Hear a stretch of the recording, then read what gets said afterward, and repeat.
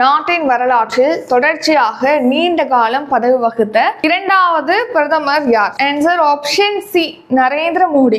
இந்திய பிரதமர் நரேந்திர மோடி அவர்கள் தான் நம்ம நாட்டில் நீண்ட காலம் தொடர்ச்சியாக பதவி வகித்த இரண்டாவது பிரதமர் அப்படிங்கிற சாதனை படைச்சிருக்காரு. முதல் பிரதமர் யார் அப்படின்னு கேட்டீங்கன்னா ஜவஹர்லால் நேரு.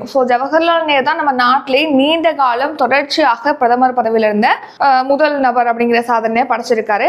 நெக்ஸ்ட் அதுக்கு அடுத்து இரண்டாவது இடத்துல பாத்தீங்கன்னா தொடர்ச்சியாக பிரதமர் இருந்தாங்க நீண்ட காலம் அப்படின்னு சொல்லிட்டு இரண்டாவது இடத்துல இந்திரா காந்தி இருந்தாங்க. எத்தனை நாட்கள் இருந்தாங்க இவங்க அப்படின்னா 4077 நாட்களுக்கு தொடர்ச்சியாக பிரதமர் பதவியில இருந்து செகண்ட் பிளேஸ்ல இருந்தாங்க. இப்போ இந்திரா காந்தி அவர்களை முறியடிச்சு இப்போ நரேந்திர மோடி அவர்கள் பாத்தீங்கன்னா 4078 நாட்களுக்கு தொடர்ச்சியாக பிரதமராக இருந்து அந்த செகண்ட் பிளேஸ் பிரதமர் மோடி பிடிச்சிருக்காரு.